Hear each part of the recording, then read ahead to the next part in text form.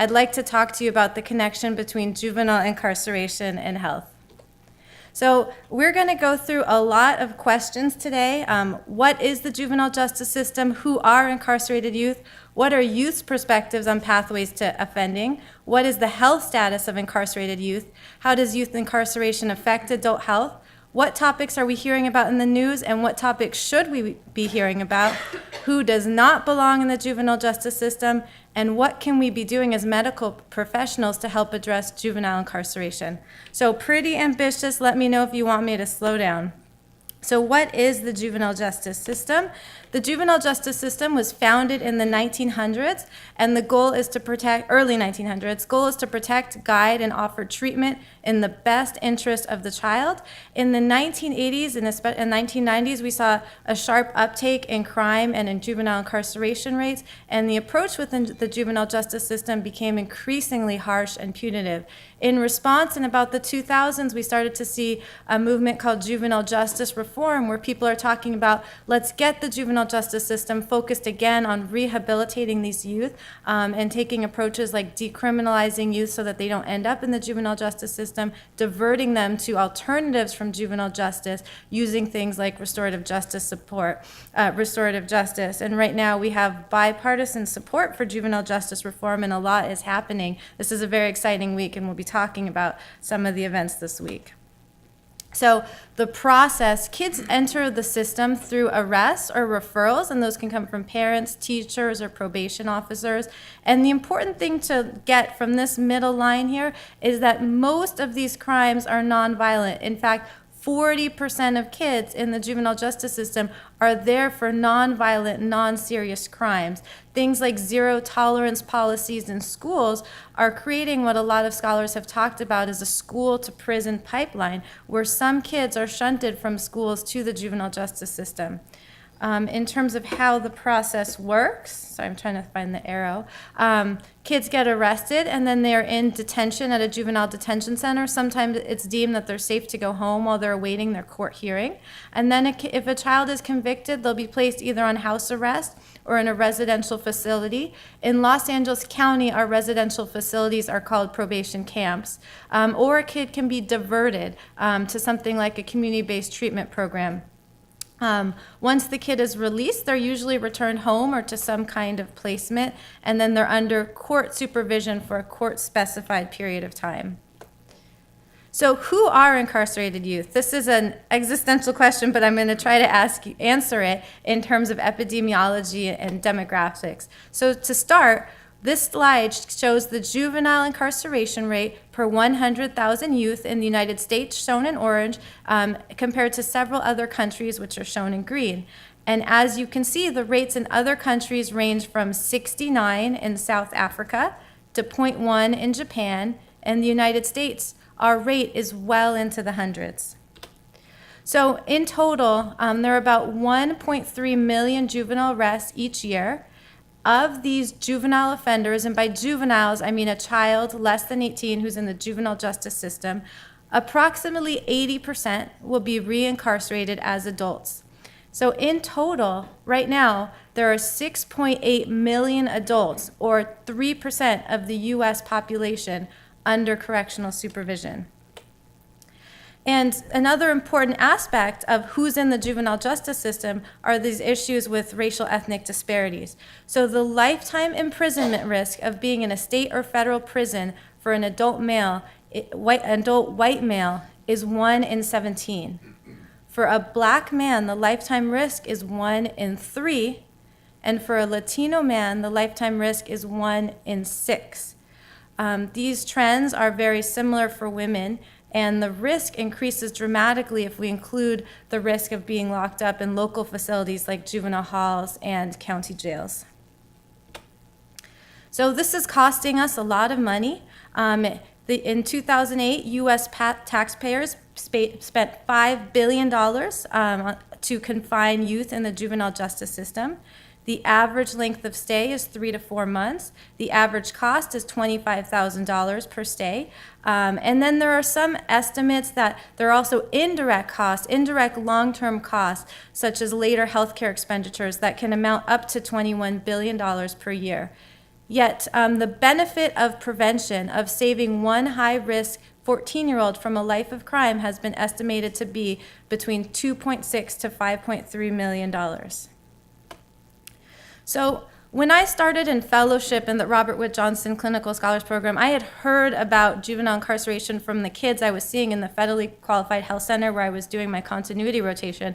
And I realized I didn't really understand the process, and I didn't understand why are so many kids ending up in the juvenile justice system. So what I focused on in my fellowship project was, let me talk to the kids to hear what they are saying. What's going on? Why are so many kids ending up in jail? So we did a research study, Incarcerated Youth Perspectives on Protective Factors and Risk Factors for Juvenile Offending. It was published in the American Journal of Public Health, and I learned a tremendous amount from talking to the kids. So I'm going to spend some time sharing some of the things I heard from them.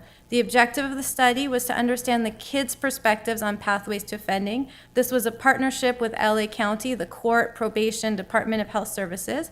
We did 20 semi-structured interviews at a clinic based in a juvenile hall, and in total we interviewed 12 boys, 8 females, all adolescents, and then we did thematic content analysis to identify emergent themes. And what we found, the kids talked about how they saw their environment, the different places that they inhabit, and then they talked about 3 inner needs: needs for love and attention, discipline and control, and role models who instill a positive future-oriented perspective. And then the other emergent theme was this idea of no easy way out. And then they also talked about solutions for these pathways. So in terms of their environments, the kids talked about that their environments felt chaotic and unstructured, and that juvenile hall in many respects felt like just an extension of their neighborhoods. So here is what they were saying on their home environment. In general, a lot of kids were talking about a perceived lack of support. As one kid said, if the family is supporting the kid in what he does, then there is no need for the kid to go into the environment to look for support. If a kid's family doesn't support him, then they'll go into the environment looking for a false family. Predominantly, what kids said about school was that school felt unsafe. If you feel like your life is at stake, or you just don't feel comfortable being there, you won't want to go. You're going to want to stay home, you're going to want to hide out, you're going to ditch, you're going to leave, and then when you ditch, you're going to end up getting in trouble. So the kids are feeling like their needs aren't getting met in their home, they're not feeling safe going to school, so they end up in their neighborhoods. And in their neighborhoods, they find a lot of negative influences. It's just something about the neighborhood that brings the kids back to the neighborhood. It's a pattern. Once we get out, if we get out, we're free, we're happy. But then kids start doing drugs, probably they start doing drugs again and drinking, so it's just back into the neighborhood. Something I didn't expect was what kids talked about in jail. There was a lot of things they actually appreciated about the juvenile justice system. It gave them a lot of structure and even love. So one child said, 20% of the kids maybe do feel loved here because they don't have parents or father figures. They just never had them at all. They always have been DCFS or foster kids, so they decide to come to jail. They feel more loved instead of being out there where they don't have no one to tell them. And a lot of the kids shared that it was really painful to be locked up. It really does hurt when you're here. And so that was what the kids were talking about, the different places, and then they were voicing that they had these inner needs that were not being met in these places. And the first need we categorized as the need for love and attention. So as one girl said, and I can see her every time I read this quote, they always say that babies need lots of love, but that never ends. Growing up into a teenager, you still need love, and you need attention. I feel that positive reinforcement, paying attention to the child, that helps a lot. And another youth said, you're looking for that love, you can't find it home, so you go to the streets. I was surprised by the amount of discipline and control that the kids were also asking for. As one youth was talking about family structure, he said, if it's 2 parents, it's better because both of them have the situation in control. So they say, yes, you're not going out. This is what the kids want. They want this feeling of structure and control in their lives. And then they also talked about a need for role models who gave a positive future-oriented perspective. So every adult is a role model in a child's eyes. Even when adults don't see it, we'll catch it and we'll repeat it in our own way. So I want you guys to remember that the next time you're seeing a patient, you are a role model for every single patient you see. If a kid thinks he's not going to live long, like 21 and 25, then in his head he's like, I might as well do all that I want to do while I'm alive because I know I might end up dead or in jail. This was something that came up a lot, the kids in the LA County areas saying they felt like they had a pretty low life expectancy, and so that was really affecting their behaviors. And then kids talked about this concept of no easy way out. They felt stuck in a cycle. So from here, you can only graduate. I mean, from here, juvenile hall, county, and you end up making your way to the big house, which is prison. So I talked to kids, is there a way to get out of these cycles? And this was one kid's answer. What can they do about it if their families keep going in and out of jail? You could break that cycle, but most people would rather take the easy route, messing up. Being a hard worker and living a good life is a hard life. And I think that that quote really summarizes our most important finding, that the kids felt it was really hard to succeed, too hard. And then finally, we talked to them about solutions, and just in the interest of time, I'm going to share a quote about what we can do as doctors. So one youth said, if a kid comes to a checkup and they find out he's doing too much drugs, doctors could advise them and show them pictures of what the drugs do to them and where they're going to end up. Just tell them to do right from wrong. So they're asking for that future-oriented perspective. They're asking for us to tell them that. And another youth said, we need to be able to know that someone does care, that someone just doesn't want to throw us away and put us away because we're running amok outside of these walls. So again, there's that need for love and attention. So to summarize this study, home, school, and neighborhood dysfunctions are major risk factors for pathways to juvenile offending.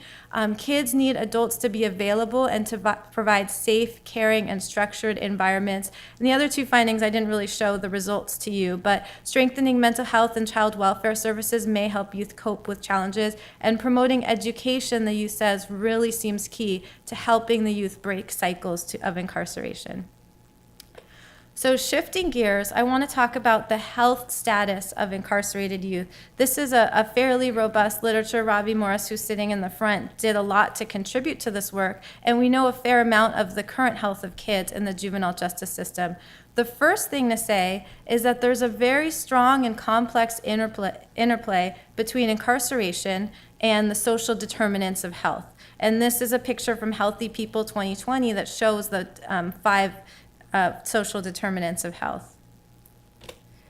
Another important thing to understand is the role of ACEs, or adverse child experiences, in the role of pathways to juvenile offending. So this is a study from Florida that compares results from the 10 CDC ACEs study, which is shown in blue, and then the juvenile offenders that were surveyed. And as we can see, juvenile offenders are much more likely to have higher rates of ACEs. 50% have experienced 4 ACEs or more.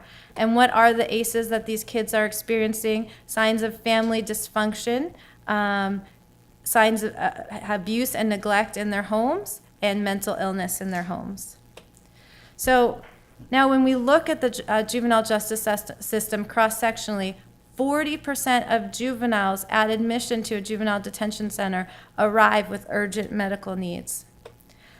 2/3 report physical health needs, most commonly dental, vision, or hearing. About 28% have acute illnesses such as upper respiratory infection. 25% have injuries like violence-inflicted injuries.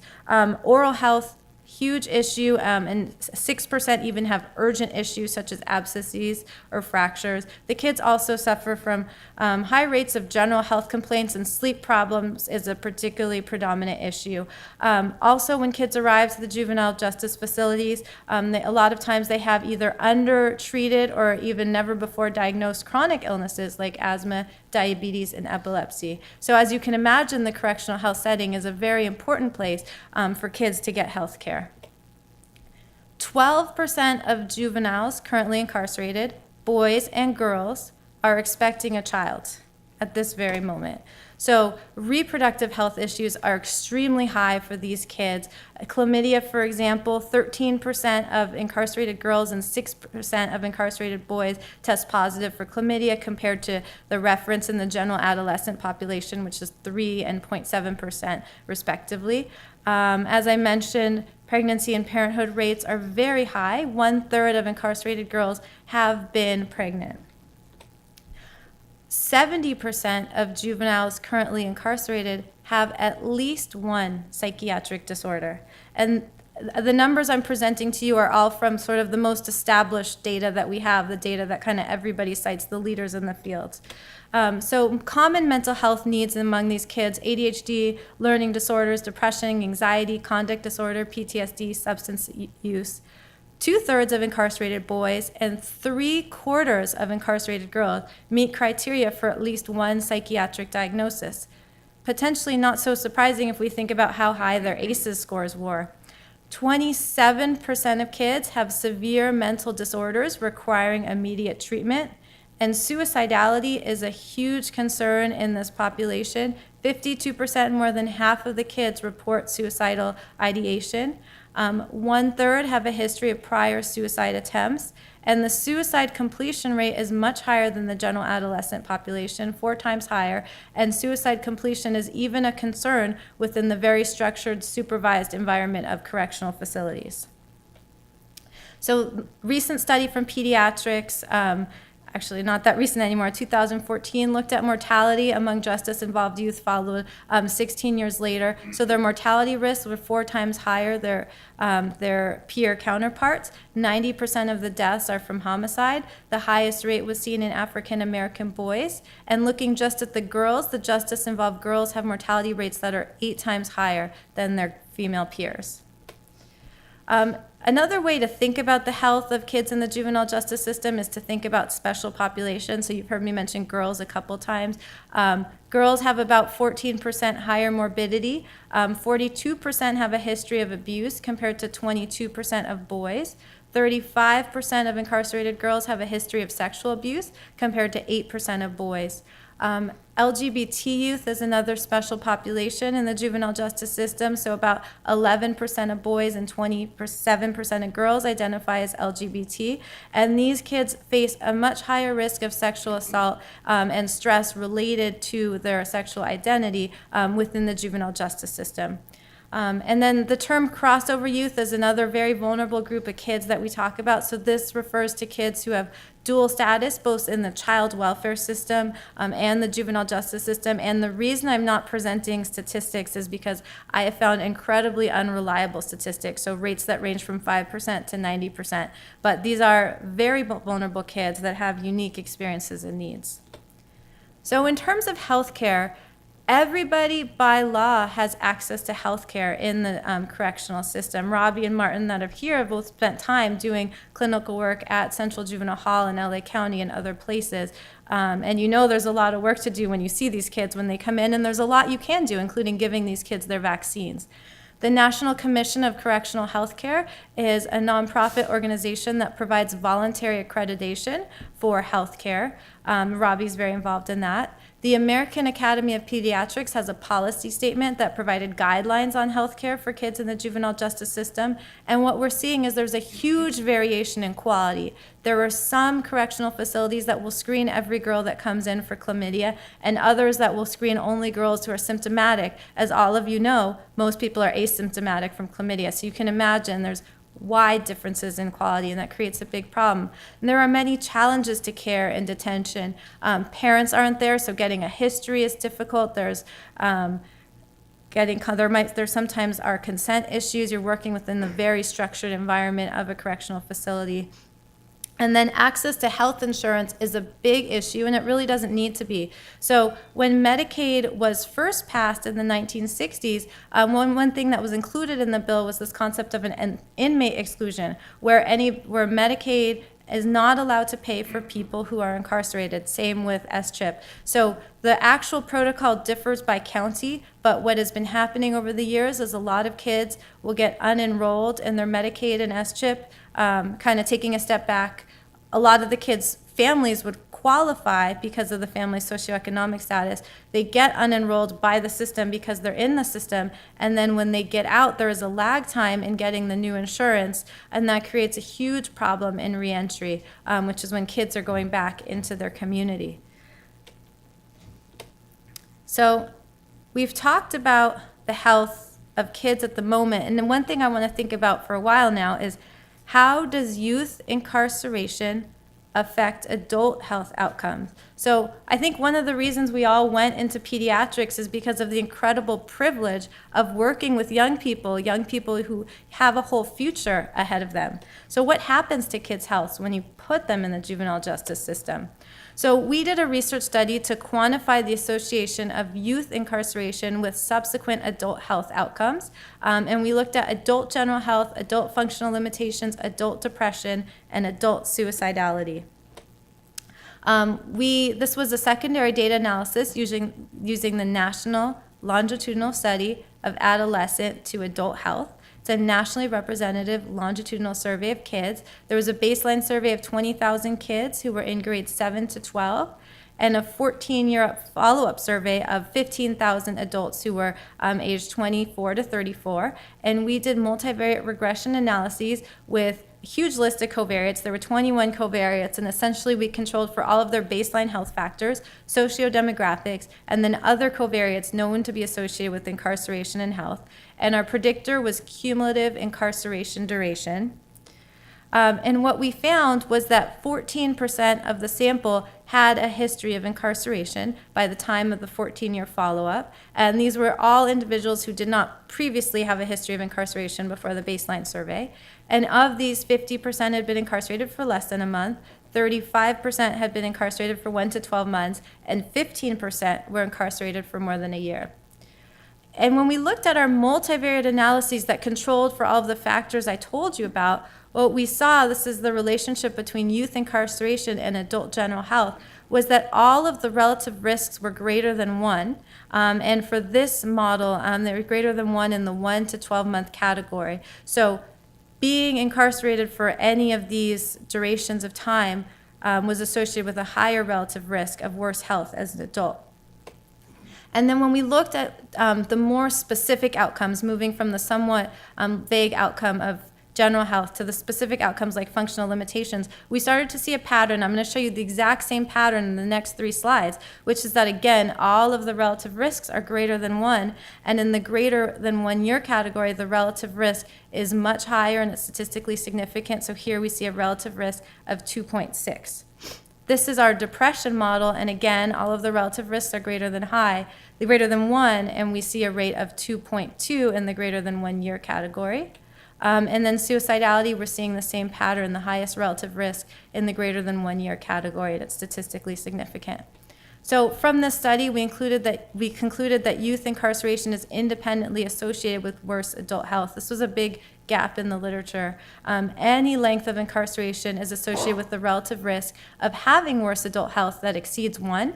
And then 5 of our 12 p-values for the relative risks were significant, and 3 of them were in this greater than 1 year category. So coming back to our question of who are incarcerated youth, I hope I've convinced you, at least through the interviews, that these kids are insightful and thoughtful and merit our attention as pediatricians. And my answer to health professionals and policymakers is that incarcerated youth are children with special health care needs. So the definition of children with special health care needs that's been provided by the Maternal and Child Health Bureau defines children with special health care needs as those who have or at increased risk for a chronic physical, developmental, behavioral, or emotional condition, and who also require health and related services of a type or amount beyond that required by children generally. So is there anyone who doesn't think that that fits for incarcerated youth? Okay, well, it looks like we have consensus, because I'm going to be working on trying to get the American Academy of Pediatrics to apply this designation to children with special health care needs. They've done it for foster youth. Moira Szilagyi is the one who kind of helped me develop this idea. She took the lead on getting this designation applied to foster youth, and even more so for incarcerated youth. I really think we need a paradigm shift. We need a paradigm shift from these are bad kids that we're going to lock up and put away to these are kids who have high levels of unmet health needs and who need help. So that is a new idea that I am working on.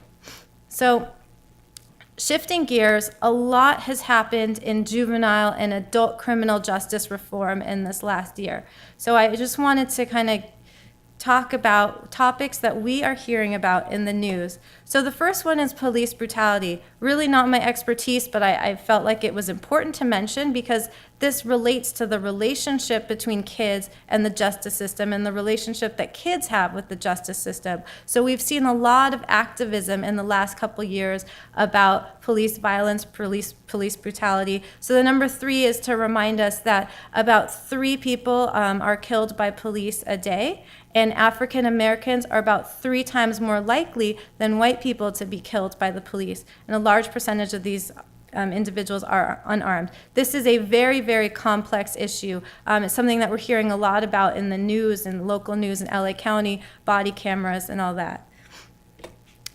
Solitary confinement. So as you guys all probably saw, in January of this year, Barack Obama issued an executive order to ban solitary confinement. So that picture of the girl that I put up earlier when I told you guys that 70% of kids have psychiatric issues, I have no idea whether she has a mental health diagnosis. This is a picture that a photojournalist gave me permission to use, and he publishes short bios with each picture. And all I know about her is that she's in solitary confinement.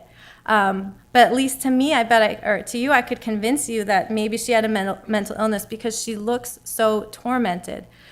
So solitary confinement is the practice of locking individuals up for 22, 24 hours a day in a solitary cell. And in 2010, there was a 16-year-old named Khalif who was incarcerated in Rikers Island in New York, and his mother spoke out. His mother spoke out because he spent 2 years in solitary confinement awaiting a trial for a stolen backpack, which if you listen to the testimony, it sounds to me like he didn't steal, but that's irrelevant. Eventually, when he went home after what his mother describes being a normal kid, he took his life. And his mother said, "I do not want another mother to serve the life sentence that I am serving, so I am speaking out." Barack Obama's executive order for juveniles was largely symbolic. There are less than 30 juveniles in solitary confinement, or were at the time that he issued the executive order. But people responded. So on Tuesday, the LA County Board of Supervisors passed restrictions saying that basically severely limiting the use of solitary confinement. And their intention is to really phase out solitary confinement. So right now it's for kids who kind of are at imminent danger, and there's some provisions about specifically providing mental health care to these kids and involving mental health professionals in these decisions. There was very excited to see that earlier this week, a perspectives piece came out in Pediatrics, very well written about solitary confinement. And then our colleagues in the UC Criminal Justice and Health Consortium have a piece on adults, an analogous piece coming out in the New England Journal of Medicine today. And so I'm going through this in detail, not just to talk about the issue of solitary confinement, but because I think this really represents how criminal justice and juvenile justice reform need to happen. It is such a huge problem. We're not just going to abolish the juvenile justice system. That's not going to work. I think what we need to do is sort of chip away at the parts of it that are most affecting health or seem most dehumanizing or egregious. And so this is a great example of how you had federal response. There's a widespread media response within academic medicine, and then because most of criminal policy, the real power in criminal law is at the state and county level, we're seeing a response at the county level as well. We have yet to see how this is going to play out. So another issue that we hear about a lot in the news is child sex trafficking or commercial sexual exploitation. This is something that the news media has been very interested in talking about. So what is this? Thousands of children are sold for sex each year in the United States. This includes prostitution, child pornography, sex tourism, performing in sexual venues. This has immediate and long-term health sequelae, and kids who are sex trafficked or commercially sexually exploited are victims who need specialized services and support. Yet in most states, and this is rapidly changing, in most states, victims can be criminalized for their exploitation for the crime of prostitution. So in response, a lot of states passed safe harbor laws to provide legal protections and supports. So when I was in fellowship, I did a month internship in Dr. Richard Pan's office. He was an assembly member at that time and chair of our health committee in Sacramento.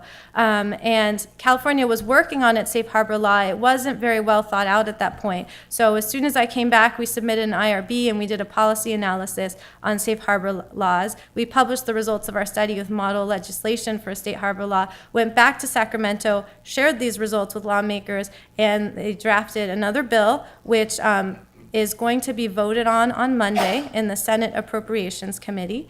And they're planning for more bills in the years to come to accomplish other components of our model legislation. And the main conclusion is that safe harbor laws are a paradigm shift. They're a paradigm shift to saying these are girls and boys who are victims and who need support, not criminals. And the reason that I'm passionate about this is because this mirrors the paradigm shift that I think needs to happen for kids involved in the juvenile justice system. So one more topic I want to make sure to talk about: what should we be hearing about in the news that we're not? So before we get there, I'm going to take you to clinic. So Alex is a 4-year-old boy who presents for a well child check. He has mild intermittent asthma. On social history, you learn that he lives with his mother and 9-year-old sister. Their father is incarcerated. How might Alex's father's incarceration be affecting the family? So my clinical work, I attend in the PCC clinic. I see some of you residents that I work with. So this is the Children's Health Center in 200 Medical Plaza. Several times a year, I see kids who I know whose parents are incarcerated. There are probably more that we didn't ask the question and I don't know. How does this affect their family? It's really important for us to realize in this era of mass incarceration, 1 in 4 women has a family member who's incarcerated. Almost 1 in 2 Black women have a family member who is incarcerated. So in terms of how this can affect their family, there's an up-and-coming nonprofit in San Francisco called SC Justice Group. They put together this video, and these women's 2-minute video can answer this question much better than I can.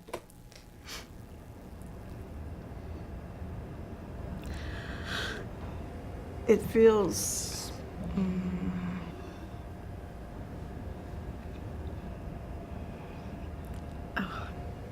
empty.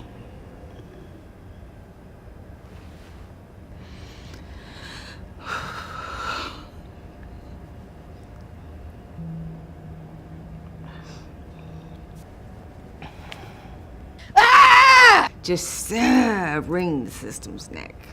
Just pound it into the ground. Just stop. Stop.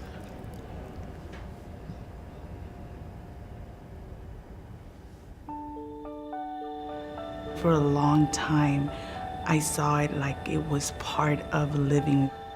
It's just a way of life, but it's so exhausting. The logistics, money and resources, it's just a huge, massive burden.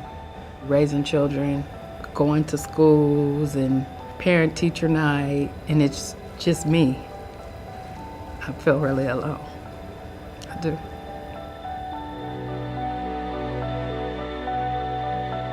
Our criminal justice system isn't as fair as it should be. Mass incarceration makes our country worse off, and we need to do something about it. Mass incarceration is a human rights issue. It is a race justice issue, it is an economic issue, and it's a women's issue. Sisterhood is powerful! My name is Star. My name's Taylor. Natasha. Catalina Palacios. Journey. Sylvia Rubio. I have a son. Husband. Brother. Sisters. Fiance. Son.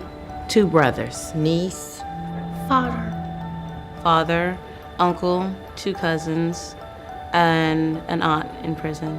We are fighting to end mass incarceration.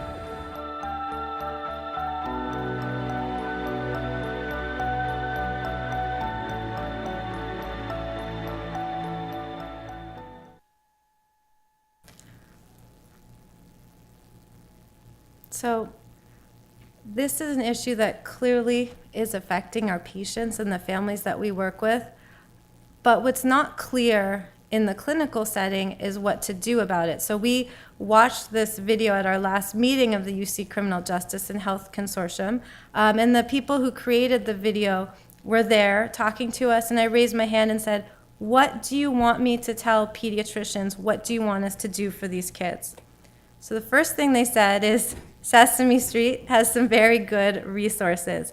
So the next time you see somebody in clinic, I really encourage you to pull this up. I mean, this is obviously for younger kids, but they've created a new Sesame Street character named Alex. And Alex is a little boy who has a father who's incarcerated. And so there's handbooks and materials. 1.5 million children in the US at this moment have a parent who's incarcerated. 1 in 28 children in the United States, or 1 in 9 black children. So in terms of screening, there are no official guidelines that recommend screening for parent involvement in incarceration. And when I listened to these women's responses to the question, what do you want me to tell pediatricians? They said, I don't know if you should tell them to screen because there is so much judgment, so much implicit bias in our system that it's possible that if somebody finds out that a parent is justice involved, that might lead to a child getting less services. So I thought about that, and what I have decided is that at this point in time, the best thing is for all of us to question our own implicit biases. This is something I learned from anthropologists. Think about where we're coming from, question our own racism, judgmentalness, and then screen as appropriate. So the artist who created this Muppet, Alex, I'd like to think that as an attending, no matter what was presented to me in the social history, if I saw a kid looking sad like this, I would ask more questions. And I think that this is a huge human interest story that is not talked about in the media. And I think that we're going to start to hear about these families more and more. So another really interesting and important question is who does not belong in the juvenile justice system? Something important for you guys to know is that there are some countries in this world that have no juvenile justice system. They have a welfarist model. So a child who is exhibiting delinquent behaviors is a child who needs help. So these children, what do you think can determine who belongs in the juvenile justice system and who should be there? How can we make it so the juvenile justice system is really a place of last resort? So some of the questions that I think are relevant to who does not belong in the juvenile justice system. So what is the minimum age for criminal responsibility? This is the age that you can try somebody as an adult. So for a kid to go to an adult criminal court. In the state of New York, it's one of the states where anybody over 16 automatically goes to adult criminal court in adult jails and prisons. And even though there's a lot to improve in the juvenile justice system, pretty much everyone agrees that it's a better place for kids. Kids go to school, and it's just child adolescent focus compared to jails. Another really fascinating question is, what is the minimum age for juvenile delinquency jurisdiction? So what is the youngest age below which no children should be processed through the juvenile justice system? So there are 18 states that have a minimum age law. California is a state that does not have a minimum age law. So there is no legal protections to protect a 5-year-old from going to the juvenile justice system. So this is something that we have been exploring as a group through the UC Criminal Justice and Health Consortium. And I've just been awarded a grant from the Academic Senate to partner with Laura Abrams, a social worker here at UCLA, and other scholars to try to do some policy analyses and come up with a recommendation. And I have a couple of different offices in Sacramento that are interested. And whether or not a bill like this passes, I think it raises a really important discussion. Who is children? What is regular child development? And who should be in the juvenile justice system and who doesn't belong there at all? So what's a health problem versus a public safety issue? In PCC about a month ago, I saw a patient by myself so that the residents could get to noon conference. And he was there because Grandma was concerned about his violent behaviors. They had been to the ED the Friday before and been bounced out of the ED. I got him back to the emergency room. He was doing dangerous things that could have gotten him incarcerated before. It took many different professionals coming together after hours, but he got a bed in the inpatient psychiatric facility, got started on an antipsychotic, and from following the notes, by the end of the admission, he was doing much better. So what is the psychiatric problem? What are unmet health needs, unmet developmental needs that we're not addressing in school that pediatricians should be addressing, that other health professionals should be addressing, that can be dealt with either outside of public safety or aren't even public safety threats in the first place? Another question, what's a child welfare problem versus a public safety issue? So the example of commercially sexually exploited youth is a great example of a population that we've completely shifted our paradigm from saying this is a criminal issue, these kids need to be locked up, they're prostitutes, to saying these kids are victims of child sexual abuse, we are all mandatory reporters, and this is a child welfare issue, and the state law in California is changing right now to reflect that shift in paradigm. And then another very important question is who can be diverted from the juvenile justice system. So again, 40% of kids are nonviolent, non-serious offenders. We've seen that the juvenile justice system seems to be associated with worse health outcomes. Maybe that's a causal pathway. Who can we protect from this system? And then finally, I think that although other countries don't have a juvenile justice system, I don't think that that's the path that our country will be taking anytime in the near future. So for the youth for whom confinement is deemed necessary, how can we make their experience as healthy as possible? Robbie does some very important work with the National Commission of Correctional Healthcare, really trying to optimize the correctional healthcare that's delivered. The issue of solitary confinement was exactly this. For kids who are locked up, how do we make their confinement better and safer? And then I want to shift, moving more towards solutions. So what can we do as clinicians to address juvenile incarceration? This is an overwhelming problem, and it's even more overwhelming that we're not really talking about it. So there are things that you can do. Clinicians can have a very important role to help prevent juvenile incarceration. This starts in pregnancy. This starts in the neonatal period. This starts in the preschool age kids. So screen for risk factors and offer early interventions. Nurse home visiting programs, early education, thus have been shown to decrease later incarceration risk. Clinicians can promote the health of youth in detention. This is mostly for the correctional healthcare doctors. And then pediatricians can promote successful reentry, that very vulnerable period when kids are leaving correctional facilities and going back to their home communities. There are a lot of exposures that happen within detention facilities, both infectious disease, other physical health issues, and a lot of mental health challenges that come with this. So pediatricians can be talking to these kids, seeing them more often, providing referrals. These are kids that would really benefit from a medical home. Again, think what we were talking about. These are children with special health care needs. So a lot of this is not yet laid out in screening guidelines. But I think at the minimum, these are kids that we should be really applying a medical home approach. They're socially vulnerable kids, not medically complex, but socially complex kids. So what can we do as medical educators and trainees to address juvenile incarceration? So the main thing, and something that I benefited from tremendously as a medical student and a resident, was having exposure to incarcerated youth, both clinical exposure and then also receiving teaching about this. So for any trainees that are in the room, I am working with a very talented PhD student named Danielle Dupoy in the School of Public Health, and she is doing a health education project for kids in detention. So that's probably the easiest way for us to get you exposed to the kids. So if anyone is interested, come talk to me. And then for all of us who've kind of grown up out of training, offering continuing education opportunities on juvenile incarceration, I think is important because this is an issue that wasn't being talked about when I was training as much. And then what can we do as researchers to address juvenile incarceration? There are several research opportunities.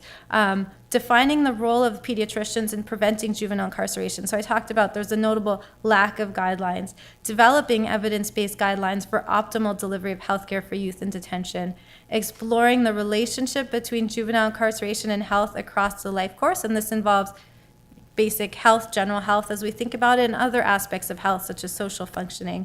And then developing strategies and interventions to promote health during that very vulnerable and important period of community reentry. what can we do as advocates to address juvenile incarceration? So I'm very proud of the American Academy of Pediatrics policy statement on youth involved in the juvenile justice system. It lays out specific actions that pediatricians can take, and one of it is for us to advocate to reduce the number of youth confined in the United States. And specific things that we can do to help accomplish that. So we promote policies that aim to prevent juvenile incarceration, things like nurse home visiting programs and early education. And then promote policies that promote the health of detained youth and enhance their success after detention, so looking at reentry. So promoting the delivery of high-quality health care to kids in detention and reentry, trying to navigate those insurance barriers that I mentioned earlier, and pediatricians can really be an important voice for these kids. And this is the policy statement. If any of you have not read it yet, I recommend it. And I'm happy to answer any questions. Thank you.